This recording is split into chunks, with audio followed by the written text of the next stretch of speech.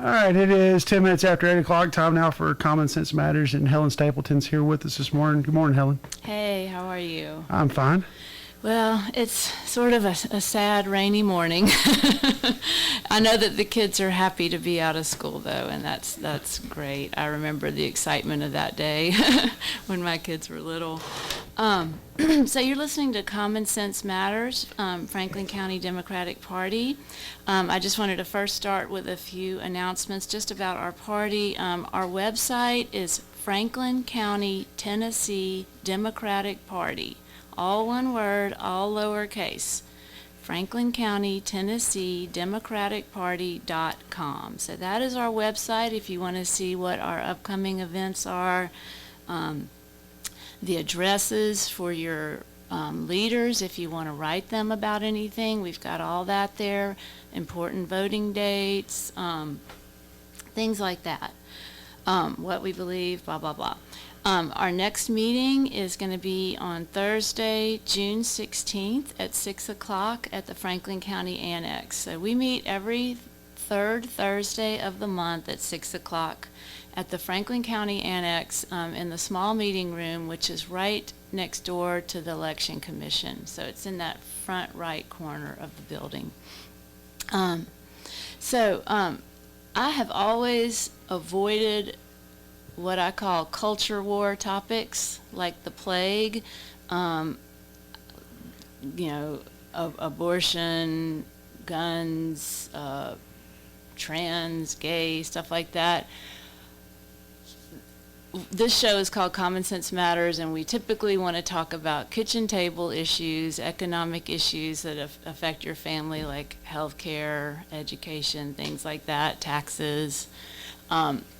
But, what happened yesterday or day before yesterday is weighing so heavily on everybody's hearts. And so we're going to talk about guns today. And like I said, I have always tried to avoid the culture war type topics, but that's what we're going to talk about today. And I welcome anybody to please call in. The number is 967-2201. I'm going to start this off by saying I don't want to say a bad word. I don't know anything about guns, how they work or anything. I have shot them, I did target practice at camp. I took riflery, occasionally my son will target practice, down at our farm, and I'll shoot beer cans with a pellet gun. But I don't know anything about, big fancy guns at all. When I was growing up, we had two guns in our house. We had a hunting gun, rifle for hunting that my father shot ducks with. And he had a pistol in his bedside table, which he kept locked in the drawer of his bedside table. But I remember this was the 70s, and Charlie's Angels was the big thing. Everybody, we were like 9, 10 years old. We were always wanting to play Charlie's Angels. And we would always fight over who got to be Farrah Fawcett. But I remember a couple of times my friends were like, let's use your daddy's gun, in our game. That'll, make it realistic. And I remember us trying to pick the lock to try and get that gun out, that little handgun for our games. And thank God we were never able to, because, we might have shot Farrah. We might have gotten it, or just accidentally shot somebody. Anyway, so we did have two guns in our house growing up. It was locked up. Now, the hunting rifle, he didn't lock up, but anyway, and everybody I knew had a gun in their house, at the very least a rifle, a long rifle that they used for hunting or whatever. It was no big deal. It was just like having a hammer or a rake, Nobody made a big deal about it or talked about it. It was just kind of there. Those guns shot one bullet at a time. You had to cock it or whatever in between each shot. And they were just there. We didn't feel threatened by them or anything like that.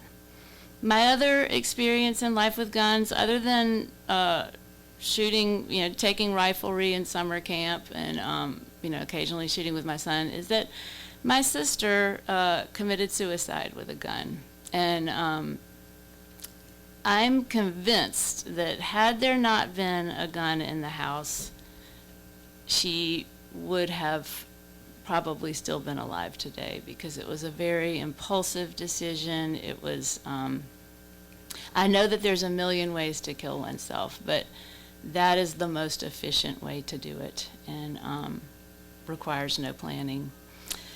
Anyway, so I'm not a big fan of them. I have traveled all over the world by myself as a woman, in Latin America, Africa, Europe, Asia, all over the United States. Never felt the need to carry a gun with me, but that's just me, and I've been lucky, I guess. Nothing's ever happened to me. I have had some scrapes. I've been robbed. I chased a man down the street in the Philippines, 7 months pregnant, and got my wallet back. He dropped it. But anyway, I've never needed one for myself, as far as I know. But anyway, I wanted to talk about this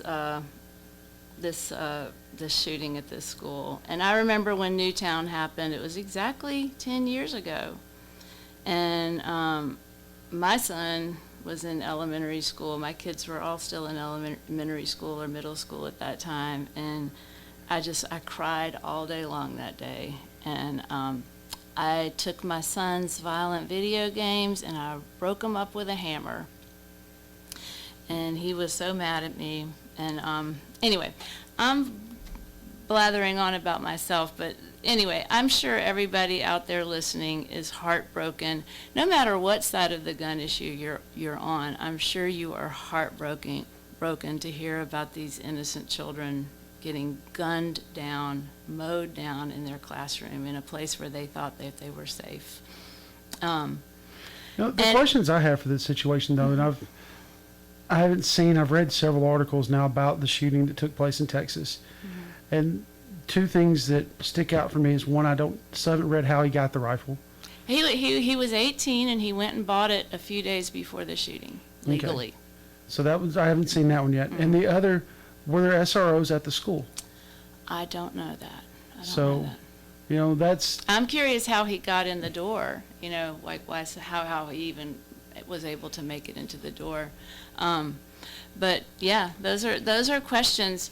But the bigger question, when my kids were in school, parents would come. I would come often to school and read a story to the kids and all that. And after Newtown, oh my God, getting into and I don't think that people should just be walking in and out of schools willy-nilly, just anyone who wants to. But I don't want all of our public spaces to become fortresses. Shootings are happening in churches, they're happening in malls, they're happening in movie theaters, they're happening in schools, they're happening anywhere where people gather. And do we want to turn our whole public life into just a fortress with armed guards and metal detectors? Is this the world that we want to live in? I know I don't. And and I'm just going to say, I am not a fan of the NRA. When I was a kid, the NRA existed to give hunting safety classes, how to hold your gun, how to store your gun, blah, blah, blah. I didn't think of them as a bad organization, but they have changed a lot, and guns have changed a lot. Like I said, when I was growing up, everybody I knew had a gun. Not everybody, but almost everybody. But they were normal guns that shot, like I said, that shoot one bullet at a time. They were not weapons of war that could in 1 second mow down 30 people, turning them into mincemeat. People didn't have those kinds of guns. And that's what I feel like the NRA seems to think, that every man, woman, and child needs to have a weapon of war. And how can you be a policeman or a police officer, and how can you be out-armed by the average citizen? they're completely outgunned now by just regular people because of the NRA. And like that shooting that happened in Buffalo, there was a security guard there, and he was armed. But he tried to shoot that guy, and that guy was wearing body armor, and then the guy just looked over at him and shot him dead. So, I mean, yeah, an SRO may have helped, but I don't know. And then about this arming teachers idea, okay, maybe that would work, but if you were going to arm teachers, the gun would have to be kept in a gun safe, right? You couldn't just have a gun sitting out in a classroom at ready. If she can get it within arm's reach, then so could a kid, right? So you would have to keep the gun in a gun safe. If a shooter bursts into the classroom and starts mowing everybody down with the efficiency of these guns that people have now, by the time she'd even put in the first little number on the lock to unlock the gun and cock it and get it ready, everybody's already dead, right? So either she keeps it right there, ready to go, locked, loaded, all that's whatever, and then a kid's going to get his hands on it and either accidentally or on purpose shoot somebody. So, and I would wager that more kids would get shot accidentally if every classroom in America had a gun. There would be more accidental or even on purpose shootings by children than there would be children saved by a teacher being able to, kill a shooter. That's just my opinion. If anybody wants to call in, the number is 967-2201. And the whole idea of the good guy with a gun, like I said, it didn't work in Buffalo.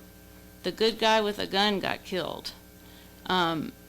Also, in many situations, if the police walk in, they don't know who the good guy is because anyone on earth can have a gun. How do they know when they first walk in who is the good guy with a gun and who's the bad guy with a gun?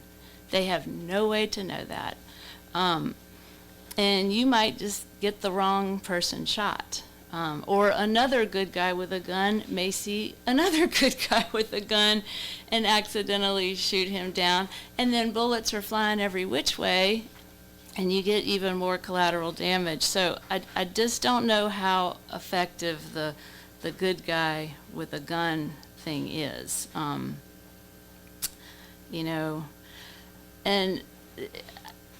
in Florida, after the shooting in, where was that place? Parkland. At Parkland, those kids got really organized, and they managed to pass one small law just in the state of Florida, and that was that they raised the age to buy a gun from 18 to 21. Now, that if we had had that law nationwide, that kid in Texas would not yet have been old enough to buy a gun. So I find it just unbelievable that you can't buy a beer until you're 21. How is it that you can buy a weapon of war that turns people into mincemeat when you can't even buy a beer? I mean, if that's going to be the case, we've got the military age is 18, the voting age is 18, the gun age is 18. Let's make drinking 18, right? I mean, what do you think of that? I mean, so anyway, that one little law would have, if we had had it nationwide, would have stopped today's killing, or the Uvalde killing. So, I mean, Well, any it little would have kept thing. him from getting the gun legally. Mm-hmm. Yeah. That's the aspect of it you have to look at. It would have kept him from legally getting a rifle. Mm-hmm. That doesn't mean he wouldn't have gotten one anyways. Mm-hmm. Yeah, that's true. He could have, but any little, I mean, but you could make that same argument for drinking. Yeah, the drinking age is 21. Kids are still going to drink before 21. So why even have that law? Why have any law? I mean, why have any law if any law can be gotten around? I mean, anyway, and you know, I just can't believe that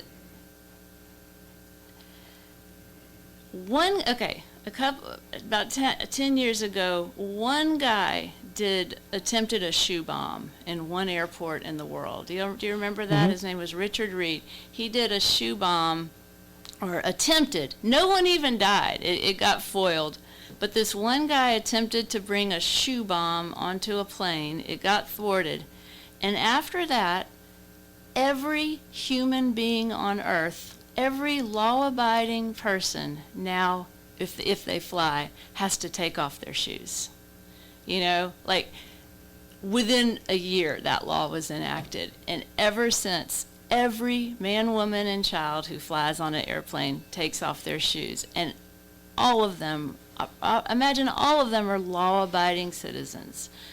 Why do we take action on that, but not on this? That's what I can't understand that. I mean, you know, or like one person tried to make a bomb with shampoo or something, or was it toothpaste, or I can't remember what. And now every law-abiding man, woman, and child is no longer allowed to bring their shampoo, their big things of toothpaste, a bottle of water onto a plane anymore either.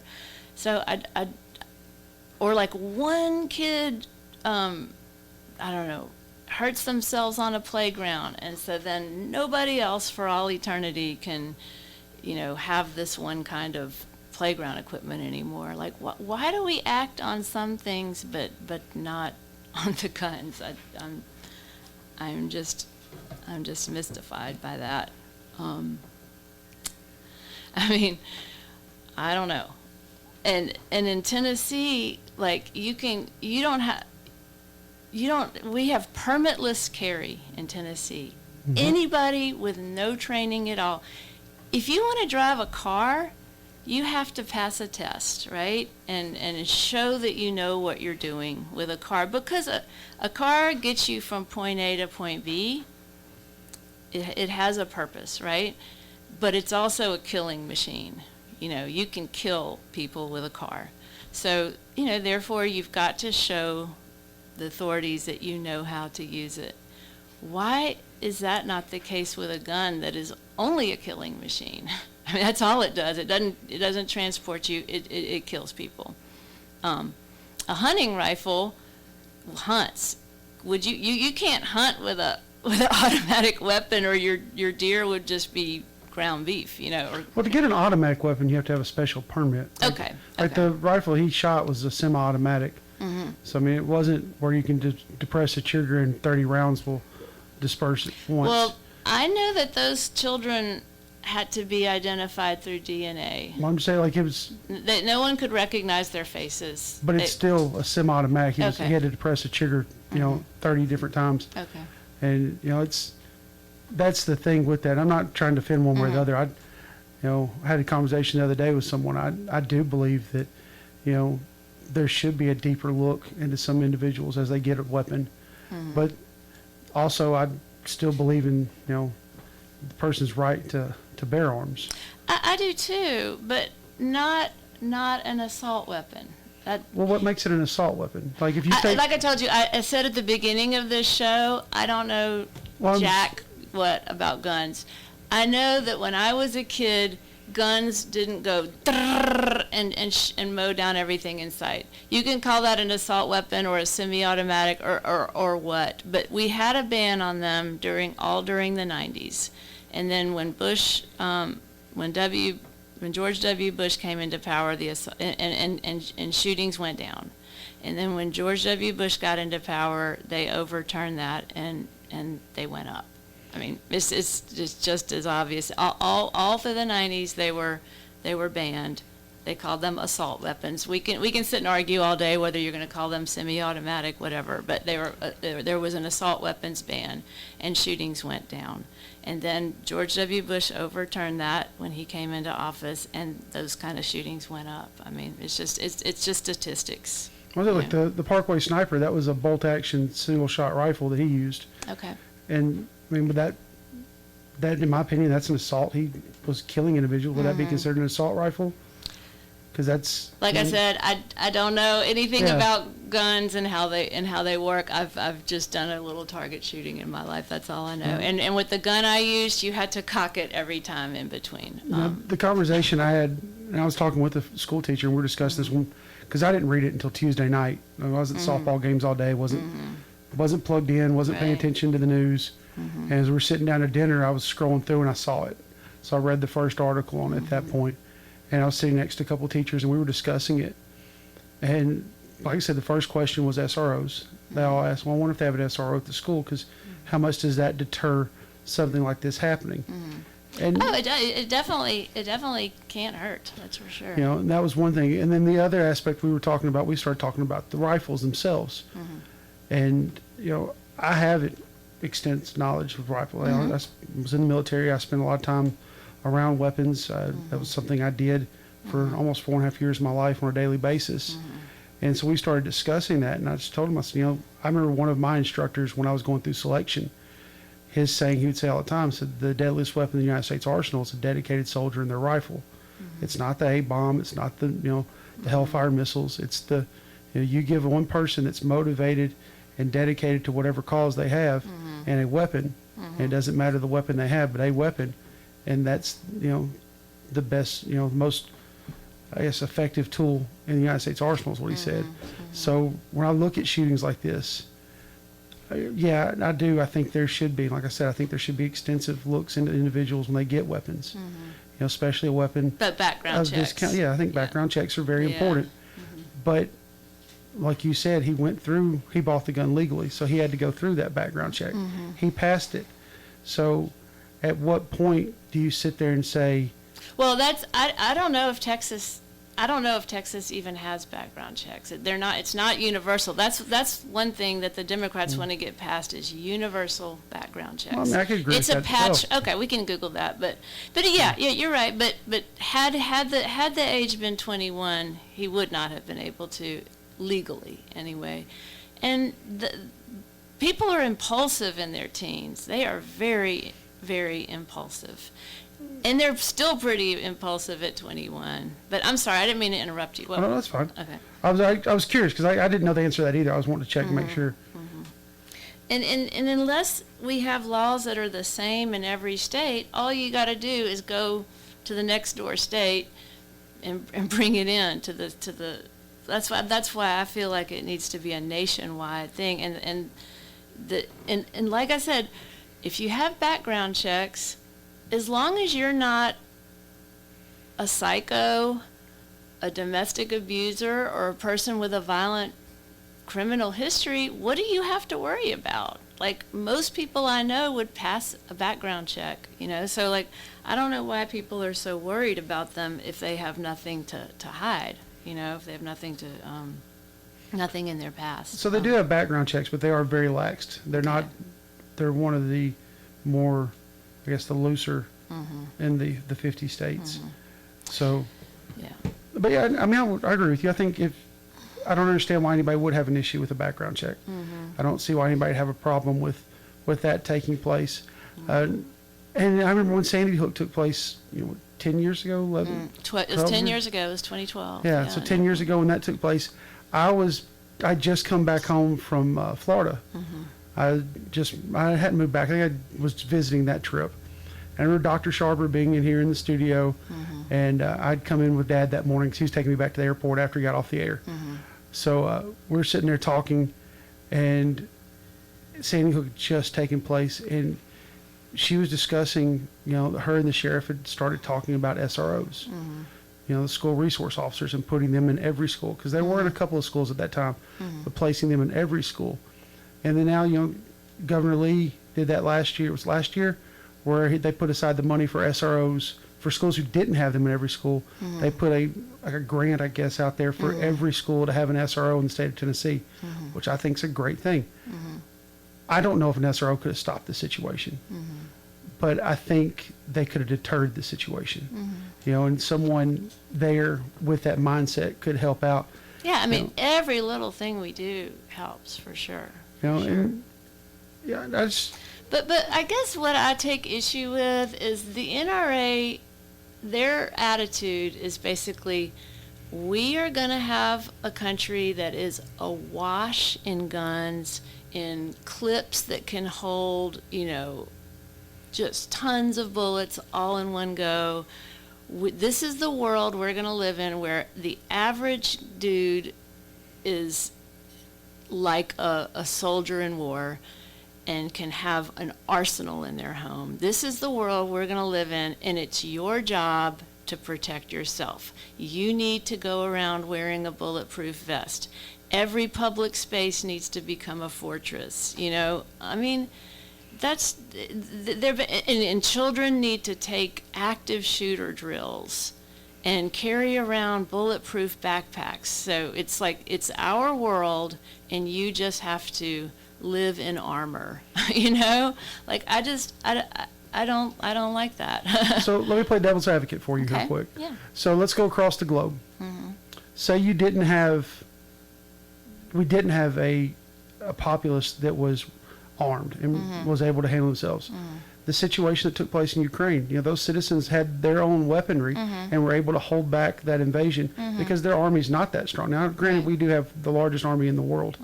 It's larger than the next 24 militaries combined, and 23 of those are allies.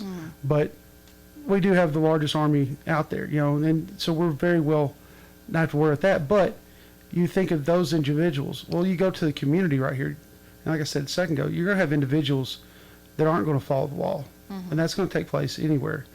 Yeah. So if you don't, and I don't think everyone. Personally, I have one. I have an assault rifle. I guess you call it an assault rifle. I have it's a Kel-Tec Bullpup 5.56 rifle. It would be, it's semi-automatic, 30-round magazine, shoots 5.56 ammunition. I have that on myself, and I use that, and it's practical use. It's not for deer hunting. It's not for anything else. For me personally, it is for a situation, something that comes up. But on the other hand, I've also been well trained to use this weapon. Right.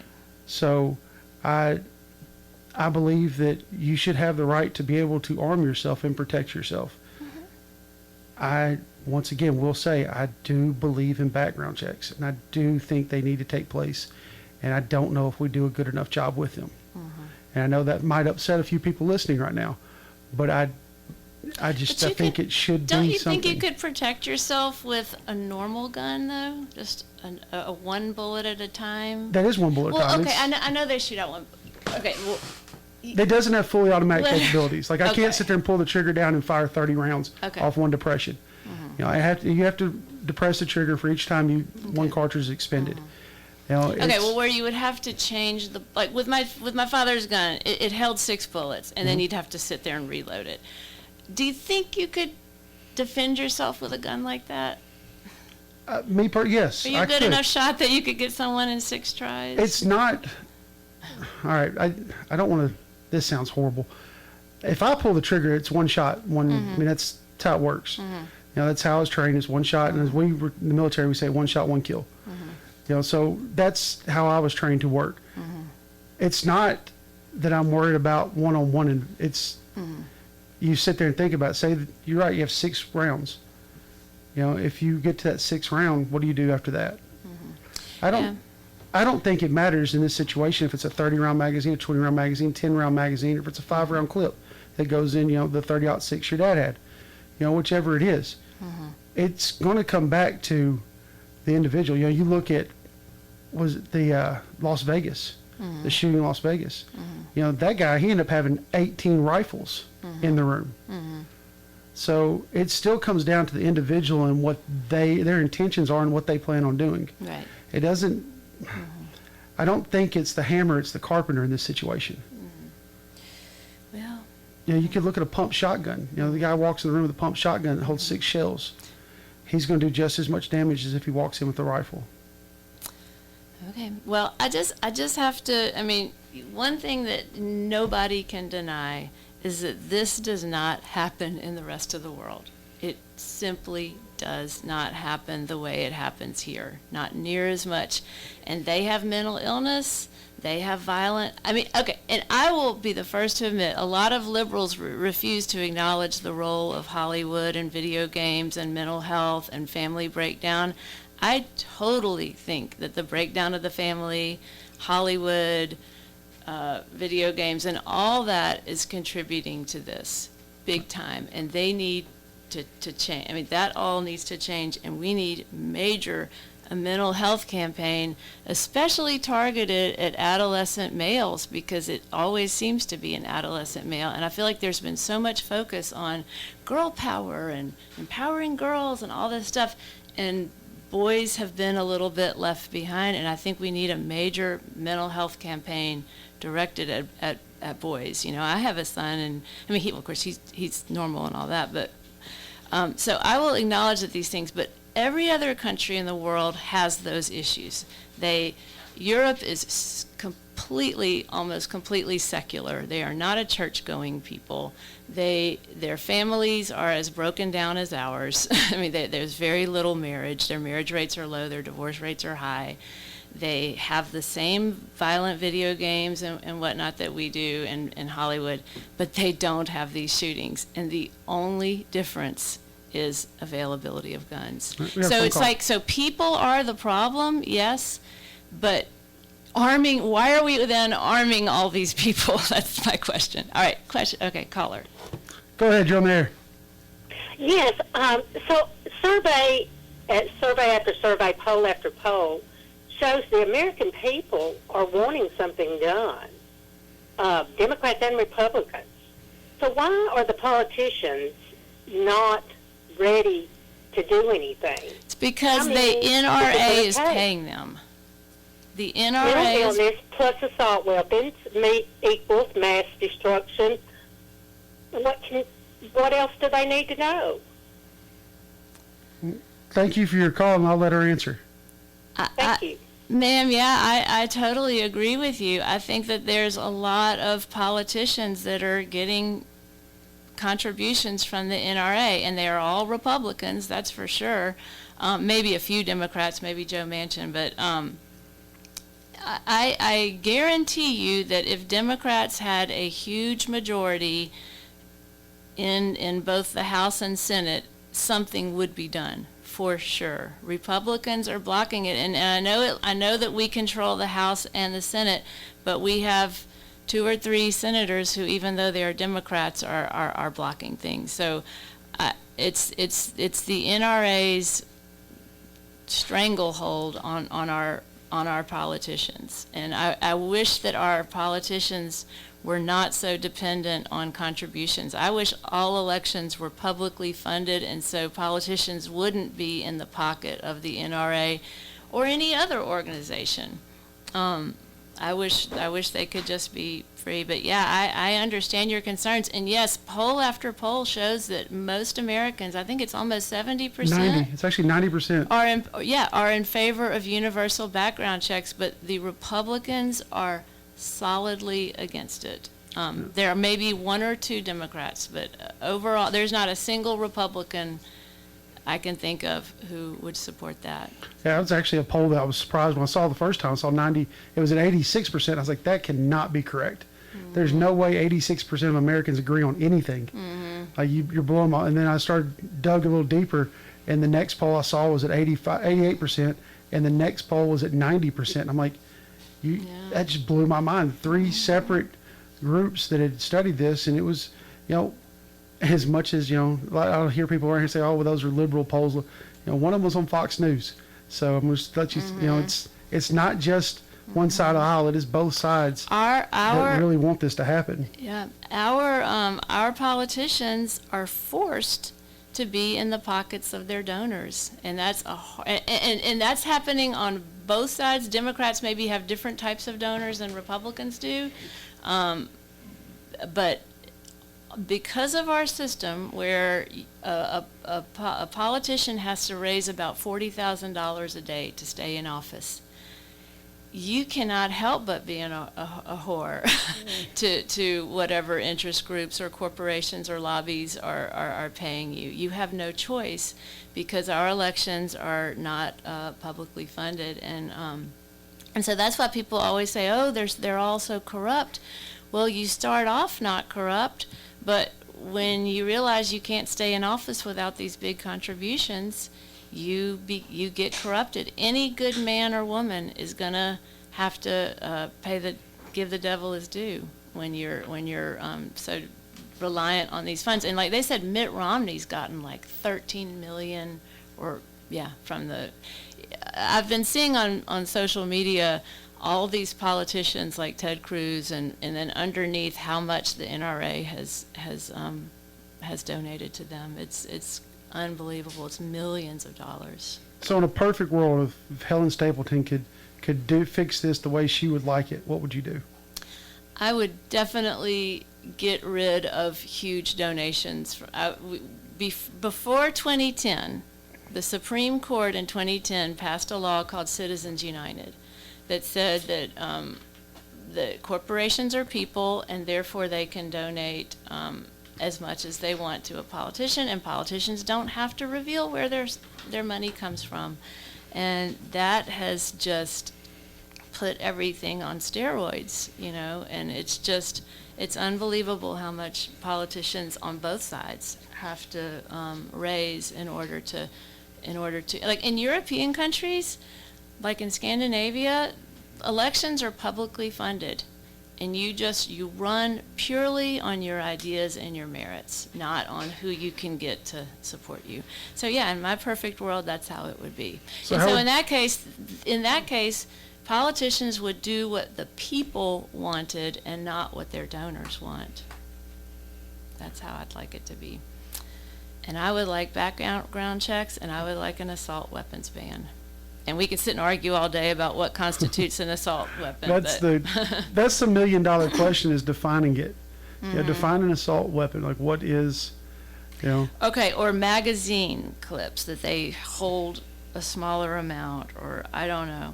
But I definitely wish that, when I think about Hollywood movies and video games, like, I will sometimes walk into the room where my kids are watching a movie or playing a game, and I will like have to hide my eyes and look away, like at the blood and whatever. They are completely unfazed by it. Completely unfazed by it. Like, they can just watch a movie and see my son more than my daughters, but they can just see somebody getting ripped open and just not even. I have to like hide my eyes, and when I watch a movie with my husband, I'm hiding my eyes, like, when can I look? Can I look now? Can I look now? Kids don't bat an eye at that, and so that has desensitized them to violence. And I don't know how to put that genie back in the bottle. But, ma'am, thank you for your call. Is she still on the line? No, she's been gone. Okay. All right. If anybody else would like to call in, we do have a little more time. And so I'm a Democrat, but I don't like hold. And also, I want to say, I'm just one person in the Franklin County Democratic Party. We have one reason why we typically avoid these kinds of topics is that we have a wide range of views on them. There are people who are very pro-gun. There are people in our party who are anti-abortion, all that.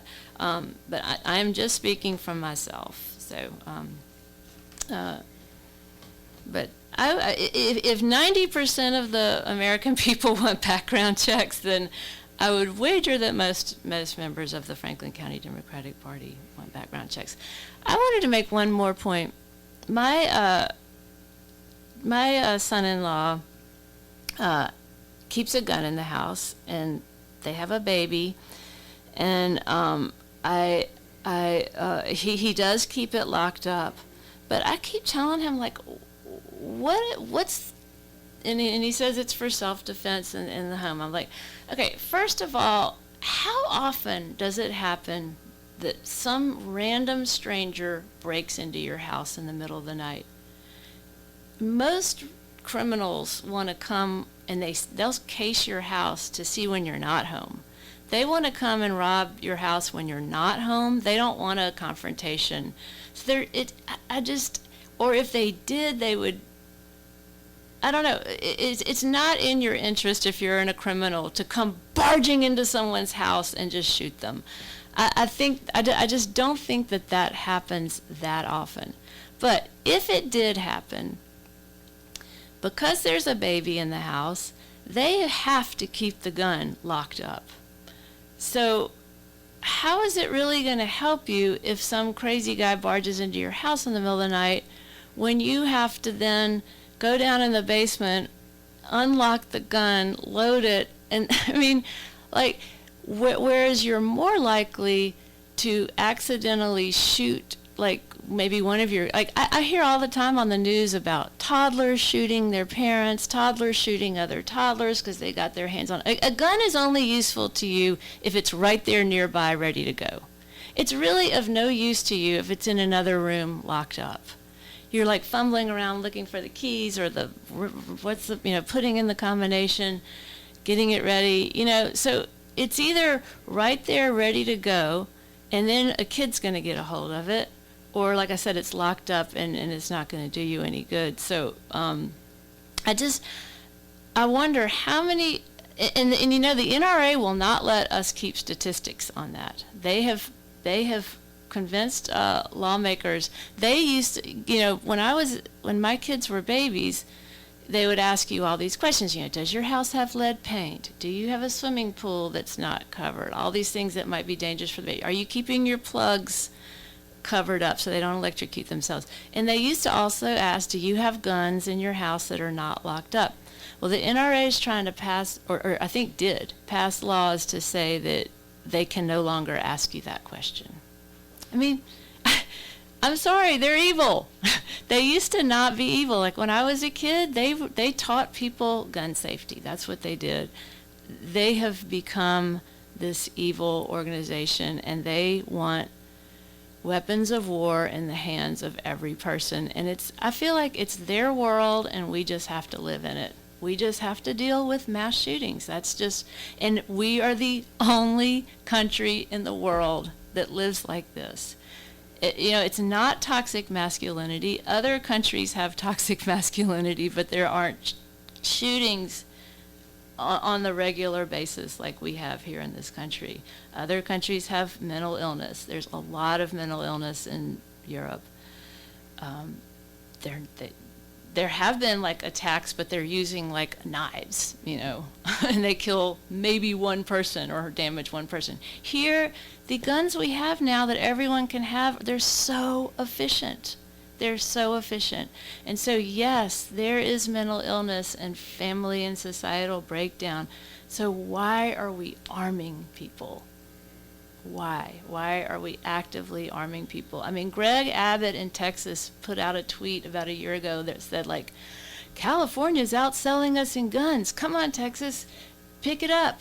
Like, they want as many people armed as possible. And if I hear a lot on the news of, like, a father accidentally shooting his son who came in late and he wasn't expecting, or like a family member, a kid in college, decided to come home and surprise their parents and came in late at night, the parents shot him.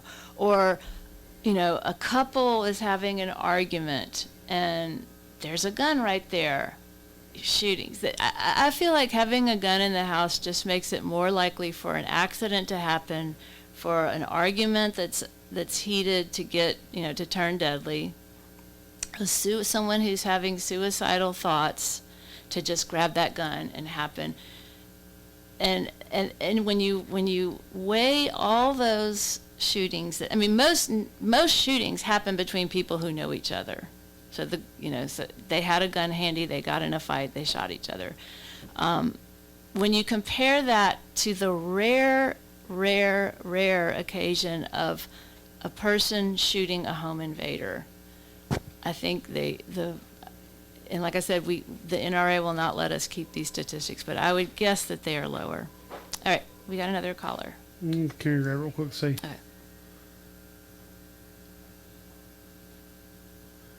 Yep. Go ahead. One more question. What is the state of mental health care in Middle Tennessee, specifically in this area, for people who don't have insurance? Thank you. So the state of mental health care in Middle Tennessee for people who don't have insurance. I don't know that, but I imagine it's not It's very very good. poor. It's I can very tell you right now, it's poor. very poor. There are not enough clinicians to take care of the patients that are out there right now. That is, I read that 4 or 5 months ago. That was one of the articles Tennessean had, was talking about it. And so that is it's a very poor state right now. Now, I know that if you have Medicaid, you can have access, Mm-hmm. but we will not, the Republicans in Tennessee refuse to expand Medicaid. So the very, very poorest of the poor can have it, but not people who work a low-paying job, who get up and go to work every day and work a low-paying job. We're in what we call the Medicaid gap. They make too much for Medicaid, but they don't make enough for private insurance or the ACA, exchanges. So, and those are people who get up and go to work every day.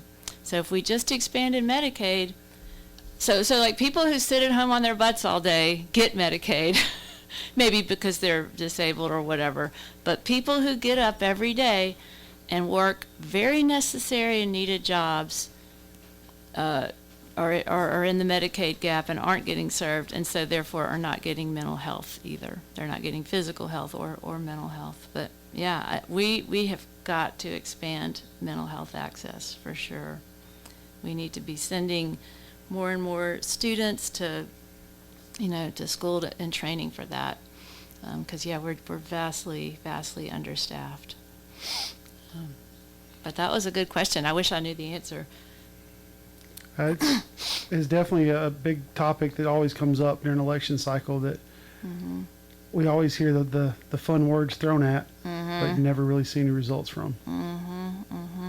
But yeah, I believe that if you're on Medicaid, you can get it, but I think it's probably not very good quality, and you have to. I mean, I know you have to wait a long time to get an appointment for sure. So. But yeah, it every little bit would help. It would be great if more young men could get mental health treatment for sure. Do you have any events coming up this month? Well, yeah, just the June 16th meeting, and people, if you want to see action on guns, please vote for Democrats. That's the only way it's going to happen. And in addition, you will have a cleaner environment. You will see taxes cut for working people and raised for high earners. I think we've got one more call. See, she'll let me know. We've got only about 3 more minutes. But I think we got one more call. Yep. All right. WCT. Morning, Ricky. Morning. I wanted to comment on this woman talking about guns. I want to know if she'd ever taken a gun class from an authorized, certified trainer. No, I have not. I said I took riflery in summer camp when I was a kid. I said at the beginning of the show that I don't know anything about guns. Well, maybe you should take a class and find out all about it before you comment. Also, it's not necessarily the federal politicians, but your state and local politicians are also in favor of guns. If you look at the gun laws the state politicians have passed. I am in favor of everybody owning a gun to go hunting with, or everybody who can pass a background check. Owning a gun, we own one down at our, that we keep down at the farm, and we have it in case, I don't know, a rabid coyote comes along or whatever. I'm not against people owning guns, and very few Democrats are against people owning a gun for self-defense and for hunting. Nobody is trying to take that away. If you are a person who can pass a background check, you are welcome to have that. Nobody's against that. I am for an assault weapons ban like we had in the 90s. Again, I don't know anything about guns, but we can debate all day about what constitutes an assault weapon. I am for getting rid of multiple round magazines and clips. That it's common sense gun laws. Like I said, my husband has a gun. I don't want everybody to be disarmed. I just don't want to live in a world where every man, woman, and child has access to weapons of war and the police are outgunned. Well, just as many people die in automobile accidents, so people cannot have automobiles? Cars serve a different purpose. They get us from point A to point B. A gun So do your feet. only kills people. Yes, there's a million things that kill us. Smoking kills us. There's a lot of things that kill us. Okay, but you just have to ask yourself, sir, why does this only happen in America? A lot of it happens because parents don't watch their children. That happens, but that's the case in Europe, Australia, everywhere else. Every country in the world has social problems. Why is it only in America where there are mass shootings every single week and maybe even every single day? Well, if you look at most of these shootings, the people most of them are the shooters are under the age of 20. Right, so we should raise the age to 21, just like for drinking a beer. Well, it means their parents should watch them a little closer. They should, but you know what? In that Michigan shooter, his parents bought him the gun, and they were like posting on Facebook, "Look what our son got," and the son was like, "Look at my birthday present." Yeah, I agree. Parents should not be buying a kid under 21. Although, I mean, my son at 16 had a gun that he used for target practice, but it was not a gun that would mow down and turn children into mincemeat in a matter of seconds. That's the difference. That's the difference. I mean, okay, if this is the world you want to live in, sure. Well, there's not a lot of change going to happen, I don't believe, in the world we are in today because of the world we are in today and because of the parents and the way they've brought up their children. Mm-hmm. But I'm saying we have bad parents all over the world. Why is it only in America that this happens? Well, maybe if they would hold their parents responsible. They if should. If an 18-year-old child goes out and kills a bunch of people, maybe you should be arrested and charged with the murder. I agree with you. And the parents of that kid in Michigan, they are in trouble because they bought him a gun. He was drawing pictures in school of shooting people, and they let him stay at school that day. They totally should be. You know what? Bartenders can get sued if somebody that they overserved gets in a wreck and kills somebody. The bartender can get sued. A nurse at Vanderbilt got arrested for accidentally prescribing the wrong amount of medicine and a patient died, and she got arrested. Bartenders are responsible for their patrons. Why are gun companies not responsible? And in fact, there's a man, I cannot remember his name, but Bill Lee just appointed him to the state education board, and he owns some ammo company. He is being sued right now because 4 out of 5 of the last school shootings came from, oh God, my husband was just telling me his name last night.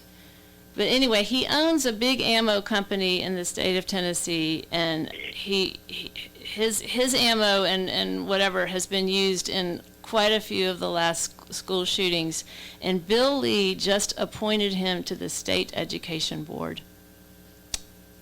Nice, huh?